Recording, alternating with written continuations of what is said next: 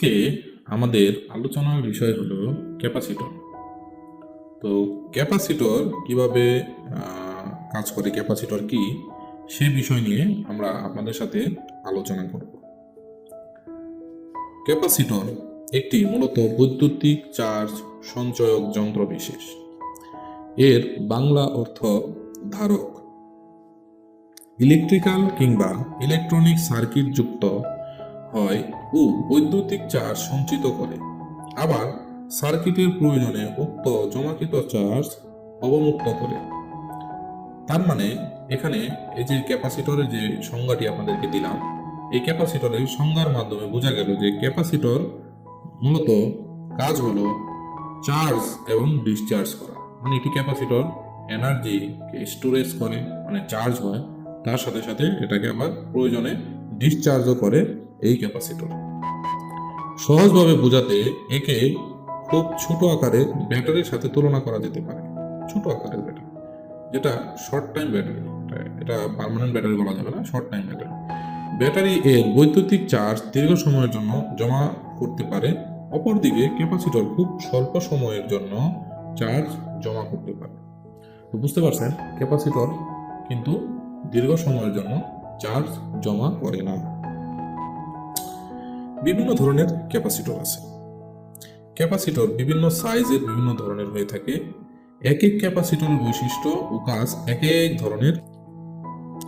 Capacitor electrolytic capacitor উচ্চ ধারকত্বের জন্য এক ধারক, মানে ধারক বলতে এখানে ক্যাপাসিটরকে বোঝানো হয়েছে, সবচেয়ে বেশি ব্যবহৃত হয়। রেডিওর ফিল্টার বাইপাস সার্কিটে ব্যবহৃত হলেও এসি সার্কিটে ব্যবহার করা যায় না। সিরামিক ধারক, এতে সিরামিক ডাই ইলেকট্রিক হিসেবে ব্যবহৃত হলেও এদের ধারত্ব খুবই কম, মাত্র 1 পিকোফ্যারেড থেকে 100 পিকোফ্যারেড। সর্বোচ্চ সহনীয় ক্ষমতা 500 ভোল্ট পর্যন্ত। মূলত কাপলিং, ডিকাপলিং, বাইপাস সার্কিটের জন্য এটি ব্যবহৃত হয়।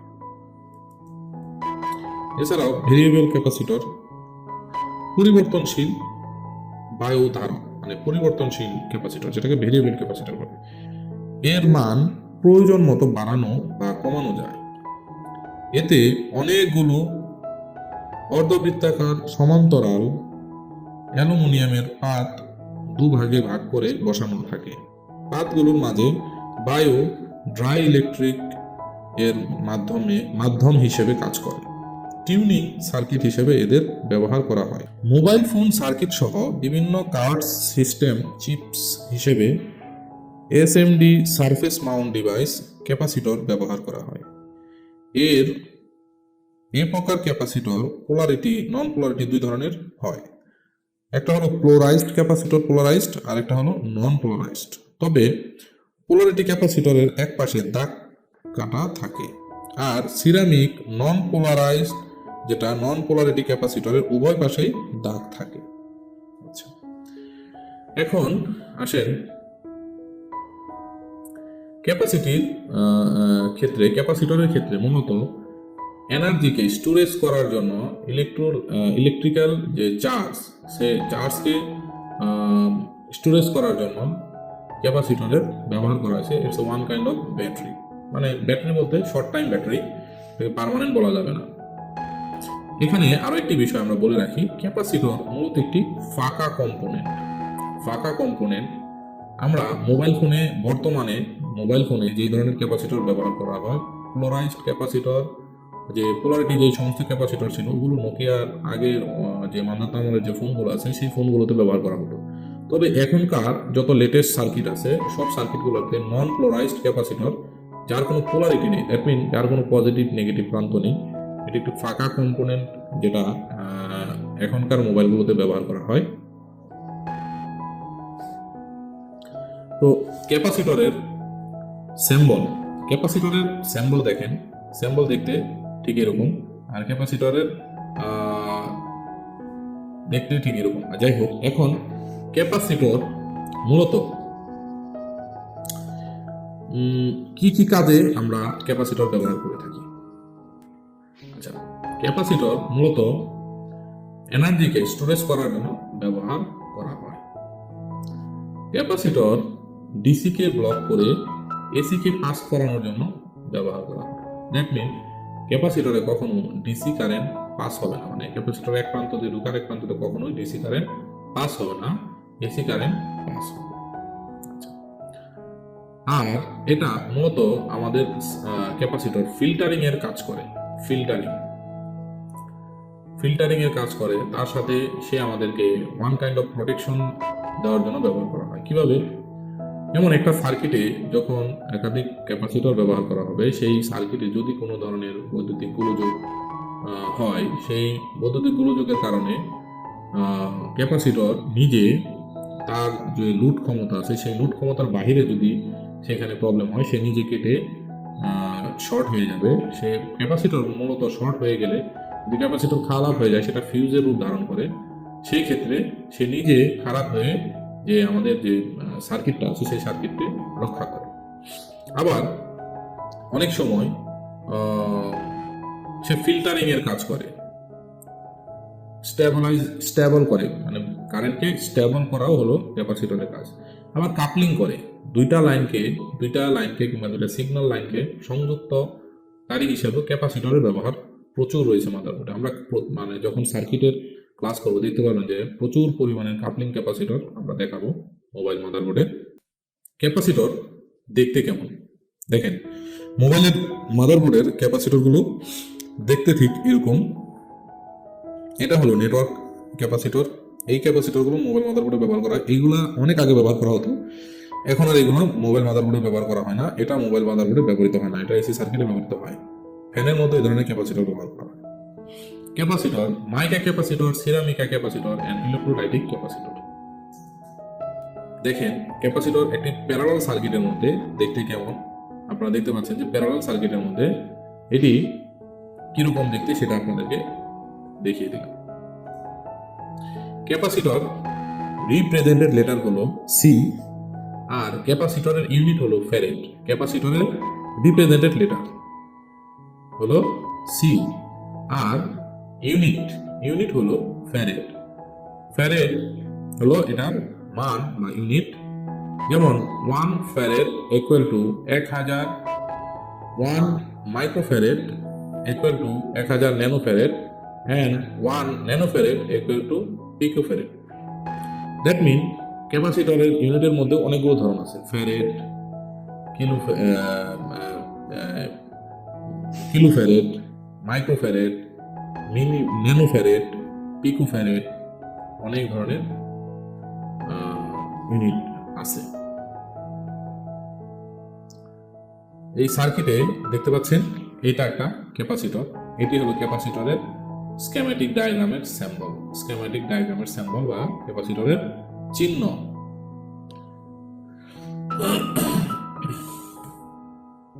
তো বুঝতে পারছেন তো ক্যাপাসিটর দেখতে কেমন। আর ক্যাপাসিটর মাপার জন্য আমরা যখন ডায়োড মোডে একটি ক্যাপাসিটর মাপবো, দেখতে পারবেন যে একটি ক্যাপাসিটর মাপলে মূলত এটি ফাঁকা কম্পোনেন্ট যেহেতু এটি ওয়েল আসবে। আর যখন আমরা সেম ক্যাপাসিটরটা কোনো এক মাদারবোর্ডে রাখা অবস্থায় মাপবো, সেই মাদারবোর্ডের যে ভ্যালুটা আসবে সেই ভ্যালুটাই শো করবে। আবার এই ক্যাপাসিটরটাকে যখন আমরা এলসিআর মিটারে মাপবো, এলসিআর মিটারে পরিমাপ করলে দেখতে পারবেন যে এই ক্যাপাসিটরের যে ইউনিট, যে ফ্যারেড, সেই ফ্যারেডের আকারে সে তার পরিমাপ দেখাচ্ছে। তো আমরা এই ক্লাসটি মোটামুটি থিওরি যেটা আমরা পার্ট শেষ করেছি, এখন আমরা আপনাদেরকে দেখাবো যে কিভাবে একটি ক্যাপাসিটর পরিমাপ করা হয়, কিভাবে মিটারের সাহায্যে ক্যাপাসিটর তার কত মান আছে সেই বিষয়টা দেখা যায়। এবং কি চলুন আমরা আজকে আপনাদেরকে ক্যাপাসিটরের সম্পূর্ণ ডিটেলস ভালোভাবে শিখিয়ে দেব, কিভাবে পরিমাপ করতে হয়। চলুন আমাদের সাথেই থাকবেন। এখন আমি আপনাদেরকে ক্যাপাসিটর পরিমাপ করে দেখাবো যে একটি ক্যাপাসিটর দেখতে কেমন, প্লাস ক্যাপাসিটর মাদারবোর্ডের অবস্থান, প্লাস মেপে টোটাল বিষয়টা আপনাদেরকে এক্সপ্লেইন করব। তো আমাদের যে স্ক্রিনে দেখতে পাচ্ছেন যে এইগুলো হলো ক্যাপাসিটর। এই যে ক্যাপাসিটর, এই যে ক্যাপাসিটর, এই যে ক্যাপাসিটর, এইটা ক্যাপাসিটর, এইটা একটা ক্যাপাসিটর, এইটা ক্যাপাসিটর, এই যে ক্ষুদ্র এগুলোও কি ক্যাপাসিটর, এই যে একটা ক্যাপাসিটর। আসেন আমরা আরো কিছু আমরা আরো অন্যান্য বোর্ডগুলো যেমন এইগুলাও কি এক একটা ক্যাপাসিটর। আপনারা এখানে দেখতে পাচ্ছেন যে এখানে দুইটা ক্যাপাসিটর আছে। তো তো আমরা এই যে ক্যাপাসিটর যেগুলো আছে এগুলো দেখেন ক্যাপাসিটর, এই যে এগুলো ক্যাপাসিটর। তো এই ক্যাপাসিটরগুলো আমরা মেপে আপনাদেরকে দেখাবো। তো একটি ক্যাপাসিটর মূলত মাপলে কি হয় সেই বিষয়গুলো আমরা আপনাদেরকে ক্লিয়ার করব। তো আগে আসেন আমরা এই মাদারবোর্ডের একটি ক্যাপাসিটর আমরা পরিমাপ করি। নর্মালি আমরা যদি যে কোনো ধরনের ক্যাপাসিটর যদি মাপি আমাদের ফ্যারেড মোডে মাপতে হবে। এখন আমরা একটি ফ্যারেড মোডে একটি ক্যাপাসিটর মাপবো। দেখেন এটার এই ক্যাপাসিটরের মান হলো 1 ন্যানো ফ্যারেড, মানে 1 ন্যানো ফ্যারেড। আচ্ছা, আমরা আরো একটি ক্যাপাসিটর যদি মাপি, এখানে এইটা মাপি 62 ন্যানো ফ্যারেড। আচ্ছা, আমরা এখানে আরেকটা মাপি, এটা 24 ন্যানো ফ্যারেড। এটা যদি মাপি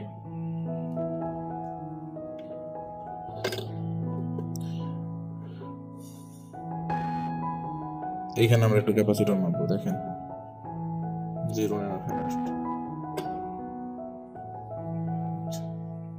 ওকে, এখন আমরা মূলত ডায়োড মোডে যদি ক্যাপাসিটর মাপি সেই ক্ষেত্রে কি আসবে দেখেন। আমরা যদি নর্মালি ডায়োড মোডে যে কোনো একটি ক্যাপাসিটর আমরা মাপি, যেমন ধরেন এই ক্যাপাসিটরটা আমরা যদি মাপি, দেখেন এখানে ভ্যালু আসতেছে ওহমস 498 ওহমস। আবার আমরা যদি একটু ঘুরিয়ে মাপি 1300 ওহমস। আচ্ছা, বিষয়টা হলো এরকম যে আমরা যদি ডায়োড রেঞ্জে মাপি, দেখেন এখানে আমরা জাস্ট একটা পয়েন্টে চেক করি, এই পাশে নেগেটিভ, এই পাশে 498, দ্যাট মিন এটা হলো পজিটিভ, এটা হলো নেগেটিভ প্রান্ত। আচ্ছা, ক্যাপাসিটর যেহেতু একটি ফাঁকা কম্পোনেন্ট, এটি আমরা যখন একটি মাদারবোর্ডে ইনস্টল করব তখন সেই মাদারবোর্ডের যে ভ্যালু আছে ওই ক্যাপাসিটরটি সেই মাদারবোর্ডের ভ্যালুটাকেই শো করবে। আর আমরা সেই ক্যাপাসিটরটাকে যদি আমরা একটি খুলে নেই, যেমন ধরেন আমি এখানে একটি ক্যাপাসিটর আপনাদেরকে দেখানোর উদ্দেশ্যে খুলে নিয়েছি, দেখবো যে ক্যাপাসিটর ব্ল্যাঙ্ক অবস্থায় যদি মাপি ডায়োড মোডে সেটা কি ভ্যালু দেখায়। দেখেন এখানে ওয়েল দেখাচ্ছে, বুঝতে পারছেন? তো একটি ভালো ক্যাপাসিটর আমরা যখন খুলে মাপবো একটা ওয়েল দেখাবো। যদি কোনো ক্যাপাসিটর 0 ওহমস কিংবা শর্ট দেখায় তাহলে বুঝতে হবে যে এই ক্যাপাসিটরটা ফিউজ হয়ে গেছে, ক্যাপাসিটরটা খারাপ হয়ে গেছে। তো এই ক্যাপাসিটর আমরা উঠিয়ে ফেলতে হবে। এখন এই ক্যাপাসিটরকে যদি আমরা আবার ফ্যারেড মোডে চেক করি, আসেন আমরা যদি ফ্যারেড মোডে এই সেম ক্যাপাসিটরটাকে চেক করি, তাহলে এখানে 50 ন্যানো ফ্যারেডের ক্যাপাসিটর আমাদের এটার ভ্যালু দেখাইছে। তো বুঝতে পারছেন যে ক্যাপাসিটর কিভাবে মাপতে হবে। তো ক্যাপাসিটর দেখতে আরো যে ক্যাপাসিটরগুলো আছে, আসেন আমরা আরো কিছু ক্যাপাসিটর আপনাদেরকে দেখাবো। এখানে যেমন এটা একটা ক্যাপাসিটর, এইটা ক্যাপাসিটর, এই যে একটা ক্যাপাসিটর, এই যে ক্যাপাসিটর, এই যে ক্যাপাসিটর। আমরা আসেন আরো আইফোনের বোর্ডগুলোতে দেখা যায় ক্যাপাসিটর দেখতে কেমন। যেমন এই যে ক্যাপাসিটরগুলো নর্মালি এইগুলো হলো গ্রাউন্ডের মানে নেগেটিভের লাইন, আর দুই পাশে দুইটা পজিটিভ। এগুলো হলো কাপলিং ক্যাপাসিটর, কাপলিং লাইন হিসাবে কাজ করে। এছাড়া ছোট ছোট আরো অনেক ক্যাপাসিটর আছে, দেখতে পাচ্ছেন এগুলো ক্যাপাসিটর, এই যে ক্যাপাসিটর, এই যে ক্যাপাসিটর, এই যে ক্যাপাসিটর, এই যে ক্যাপাসিটর। তো আশা করি আপনারা সুন্দরভাবে চিনেছেন। এখন এইভাবে আপনারা কাজ করতে পারেন। যদি কোনো ক্যাপাসিটর শর্ট হয়ে যায় তা অবশ্যই খুলে ফেলতে হবে, তার পরিবর্তে একটি নতুন রিপ্লেসমেন্ট করে দেওয়াটা শ্রেয়। তো ভালো থাকবেন, সুস্থ থাকবেন।